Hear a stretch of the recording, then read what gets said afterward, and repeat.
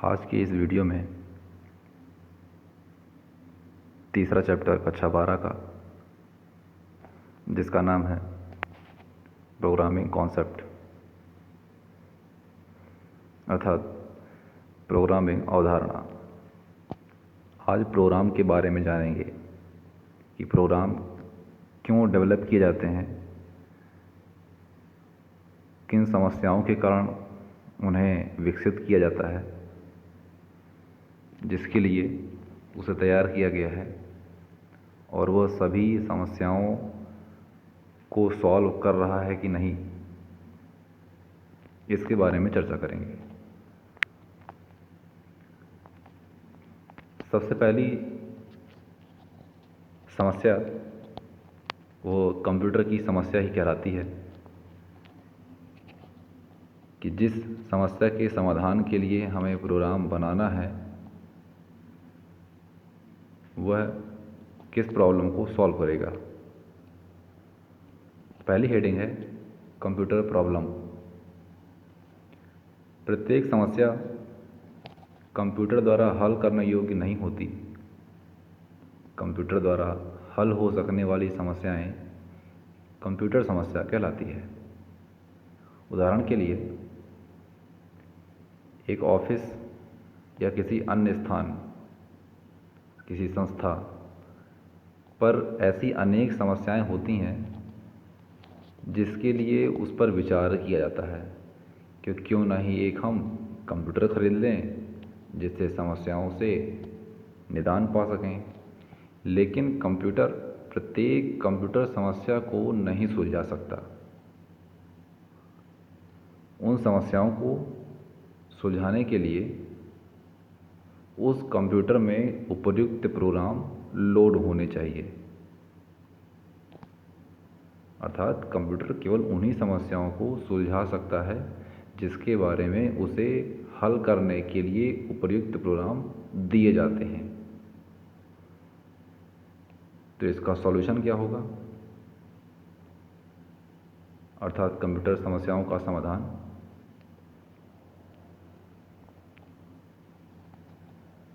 Computer समस्याओं के समाधान की बात करें तो सार्वजनिक समस्या अर्थात सभी प्रकार की, जैसे बिल वाउचर बनाना, लेटर राइटिंग, रिपोर्ट तैयार करना, इन सभी के लिए बाज़ार में सॉफ्टवेयर अवेलेबल हैं।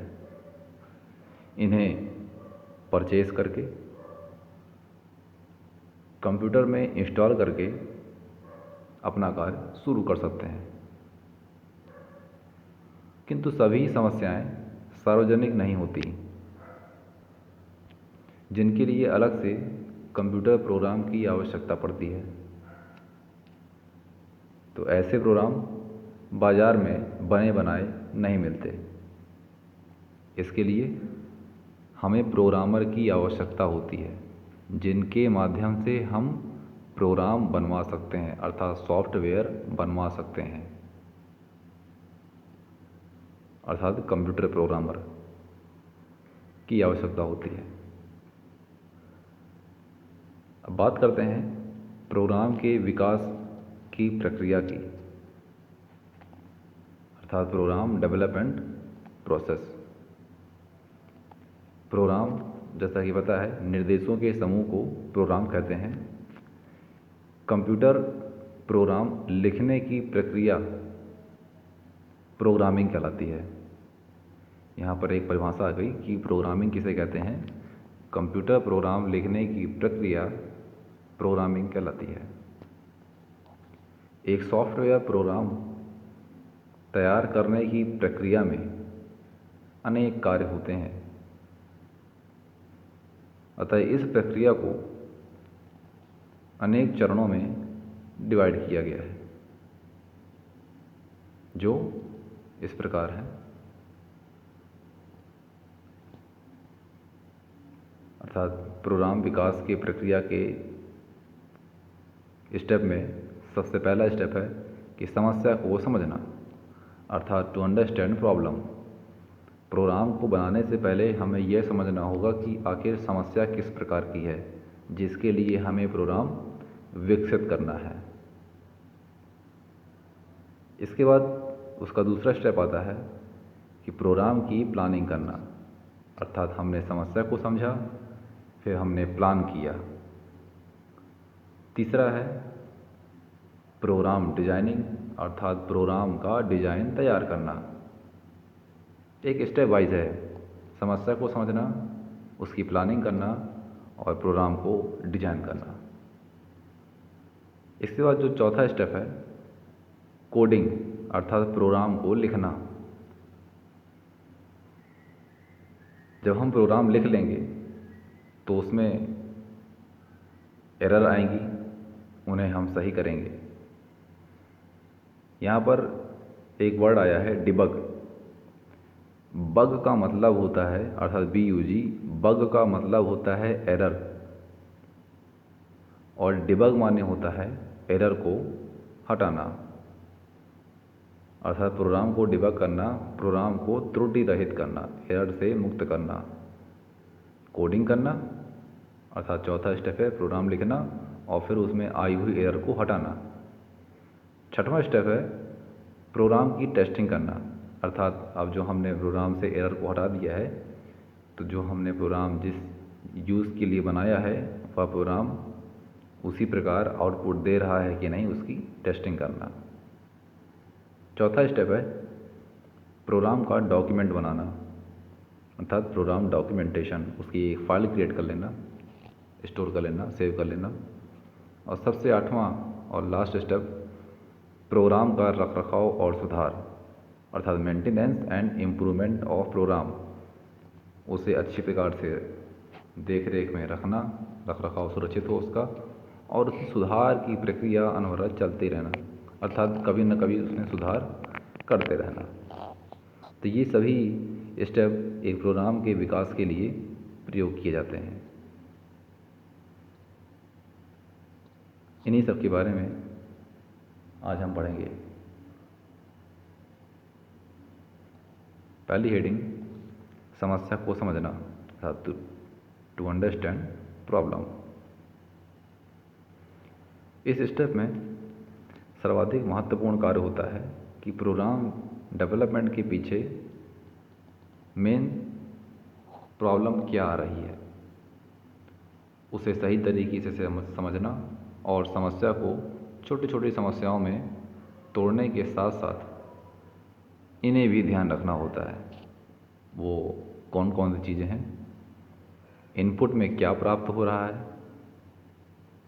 अर्थात प्रोग्राम में क्या इनपुट देना है तो इनपुट वो क्या लेगा, अर्थात इनपुट में क्या प्राप्त हो रहा है ये प्रोग्राम डिसाइड कर रहा है। आउटपुट में क्या प्रदर्शित करना है, प्रोग्राम जब क्रिएट हो जाएगा तो वो क्या आउटपुट देगा, ये भी ध्यान रखना है। इनपुट को आउटपुट में कैसे बदला जाए इसके लिए भी ध्यान देना पड़ेगा। ये तीन चीज़ें मुख्य रूप से हैं समस्या को समझने के लिए। समस्या को समझने के बाद दूसरा स्टेप आता है प्रोग्राम की रूपरेखा तैयार करना, अर्थात प्लानिंग करना। इसके अंतर्गत प्रोग्राम लिखने से पहले उसकी रूपरेखा तैयार कर ली जाती है। प्रोग्राम प्लानिंग के अंतर्गत प्रोग्राम का एक लॉजिक तैयार किया जाता है जिसमें प्रोग्राम के सभी स्टेप दर्शाए जाते हैं जो प्रोग्राम प्लानिंग के शुरू से लेकर अंत तक एक क्रम से रहते हैं। जिस प्रकार हम किसी यात्रा में जाते हैं तो उसके पहले हम प्लानिंग करते हैं, 2 महीने पहले से रिजर्वेशन करवा लेते हैं और वगैरह वगैरह कि वहाँ पर किस दिन हम पहुँचेंगे तो उसके दिन में हम होटल बुक करवा सकते हैं। इसी प्रकार उसकी प्लानिंग करना। प्रोग्राम प्लानिंग में कई तकनीकों का प्रयोग होता है जिनमें मुख्य रूप से algorithm, flow chart, decision table आते हैं। किसी प्रोग्राम को तैयार करने से पहले उसका एल्गोरिथम और फ्लो चार्ट क्रिएट किया जाता है। इस प्रकार से ये दिख रहा है। लेफ़्ट साइड एल्गोरिथम लिखा है और राइट साइड उसका फ्लो चार्ट बना है। ये एक प्रारूप टाइप है। आगे आते हैं तीसरे स्टेप में, प्रोग्राम की डिजाइनिंग करना। इसके अंतर्गत बनाए गए प्लान के आधार पर प्रोग्राम का डिजाइन तैयार किया जाता है। एक प्रोग्राम इतना साधारण और छोटा भी हो सकता है कि पूरा प्रोग्राम एक साथ लिखा जाए, और इतना बड़ा और जटिल भी हो सकता है कि उसे अनेक भागों में बांट कर लिखा जाए। अनेक भागों में बांटना अर्थात प्रोग्राम के कई पार्ट करना, जिसे सब प्रोग्राम भी कहते हैं या इसे मॉड्यूल भी कहते हैं। अर्थात प्रोग्राम, उप प्रोग्राम, उसी को सब प्रोग्राम कहते हैं और सब प्रोग्राम को मॉड्यूल के नाम से भी जानते हैं। प्रोग्राम को डिजाइन करने की मुख्य तकनीकें निम्न हैं, जिसमें पहले आती है मॉड्यूलर डिजाइन तकनीक। सबसे इम्पोर्टेंट हेडिंग है ये कि प्रोग्राम डिजाइनिंग की तकनीकें कौन कौन सी हैं। पहली है मॉड्यूलर डिजाइन तकनीक, दूसरी है टॉप डाउन डिजाइन तकनीक, तीसरी है बॉटम अप डिजाइन तकनीक या टेक्निक। इन तीनों के बारे में चर्चा करेंगे। मॉड्यूलर डिजाइन टॉप डाउन अर्थात ऊपर से नीचे, और बॉटम अप नीचे से ऊपर क्रम पे। तो मॉड्यूलर डिजाइन तकनीक, इस स्टेप में बड़े प्रोग्राम को छोटे छोटे भागों में बांट दिया जाता है, जिन्हें सब प्रोग्राम या मॉड्यूल कहते हैं, जैसा अभी इसके पहले बताया मैंने। इस कारण एक बड़े प्रोग्राम को तैयार करने और उसको सुरक्षित रखने में आसानी रहती है, क्योंकि जिस मॉड्यूल में कोई एरर होती है, केवल उसी को एरर रहित अर्थात डिबग करना, टेस्ट करना और सही करना आसान होता है। अर्थात प्रोग्राम के जिस भाग में गलती होगी उसी भाग को हम केवल सही करेंगे। दूसरी तकनीक आती है टॉप डाउन डिजाइन तकनीक। इस स्टेप में पूरे कार्य को छोटे छोटे भागों में, जिन्हें सब टास्क कहते हैं, में बांट दिया जाता है। इसी प्रकार आगे बढ़ते हुए सब टास्क को उसके अन्य छोटे टास्क में डिवाइड कर देते हैं, और तब तक यह प्रोसेस करते हैं जब तक कि अंतिम स्तर की टास्क को या सब टास्क को कंप्यूटर सिस्टम द्वारा क्रियान्वित हो सकने वाले प्रोसेस के रूप में ना आ जाए। अर्थात टॉप डाउन का मतलब है ऊपर से नीचे की ओर। एक बड़ा प्रोग्राम को बनाना है तो छोटे छोटे प्रोग्राम को पहले हम क्रिएट करेंगे। अर्थात ये मैं पहले एक पार्ट डिजाइन किया, फिर दूसरा डिजाइन किया, फिर तीसरा, फिर चौथा, एक स्टेप से, जिस कारण एक बड़ा प्रोग्राम डिजाइन किया जा सकता है टॉप डाउन डिजाइन तकनीक से। इसी का जस्ट अपोजिट है बॉटम अप, अर्थात नीचे से ऊपर की ओर। बॉटम अप डिजाइन तकनीक में डिजाइन और कोडिंग की दिशा, संरचना नीचे से ऊपर की ओर होती है। अर्थात पहले अंतिम स्तर की सबसे छोटी सब टास्क को डिजाइन किया जाता है और फिर उसे लिंक करके ऊपर के लेवल पर पहुंचा दिया जाता है। अर्थात हमने सबसे छोटा एक फंक्शन क्रिएट किया और उस फंक्शन को किसी दूसरे फंक्शन से लिंक कर दिया, और उसकी परिभाषा हम दूसरे में देंगे, एक लिंक के रूप में जुड़ती चली जाती है। फिर उसे लिंक कर ऊपर के स्तर पर पहुंचा दिया जाता है और यही क्रिया दोहराते हुए टॉप लेवल पर पहुंचा दिया जाता है। यह टॉप डाउन डिजाइन तकनीक के विपरीत कार्य करती है। तो ये तीन तकनीक हैं, मॉड्यूलर डिजाइन तकनीक, टॉप डाउन और बॉटम अप डिजाइन तकनीक। चौथा स्टेप है प्रोग्राम विकास प्रक्रिया का चौथा स्टेप है प्रोग्राम को लिखना, अर्थात कोडिंग करना। प्रोग्राम को किसी प्रोग्रामिंग भाषा में लिखे जाने की प्रक्रिया कोडिंग कहलाती है। जब एक बार पूरा प्रोग्राम लिख दिया जाता है तो प्रोग्रामर उसे कंपाइल करके देखता है, अर्थात रन करके देखता है कि लिखी गई कोडिंग में कोई गलती तो नहीं आई, और कोड में आई गलतियों को वह दूर करता है। कोड लिखने का कार्य तब समाप्त होता है जब एक बार पूरा प्रोग्राम कंपाइल हो जाए, अर्थात रन हो जाए, और बिना किसी गलती से, अर्थात बिना किसी एरर के प्रोग्राम एक बार पूरा कंपाइल हो जाए, तब कोड लिखने का कार्य समाप्त हो जाता है कि हमारे प्रोग्राम में कोई भी एरर नहीं है। इसके बाद 5वां स्टेप है प्रोग्राम को डिबग करना। जैसा कि मैंने बताया, बग माने एरर और डिबग माने एरर को हटाना या एरर को डिलीट करना।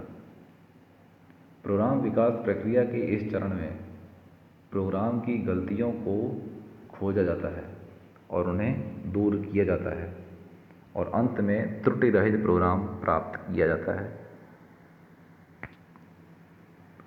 एरर की बात करें तो एरर 2 प्रकार की होती है। एक सिंटैक्टिक एरर, जिसे कंपाइलेशन एरर भी कहते हैं, और दूसरी है एग्जीक्यूशन एरर। सिंटैक्टिक एरर क्या होती है? नाम से स्पष्ट है, सिंटैक्स अर्थात प्रारूप, या कंपाइलेशन अर्थात प्रोग्राम को रन करते समय आने वाली गलती कंपाइलेशन एरर या सिंटैक्टिक एरर के नाम से जानी जाती है। जब किसी भी प्रोग्राम को कंपाइल या रन किया जाता है तो कंपाइलर उस प्रोग्राम की भाषा व स्टेटमेंट के प्रारूप संबंधी गलतियों को मॉनिटर के स्क्रीन पर मैसेज देकर बताता है।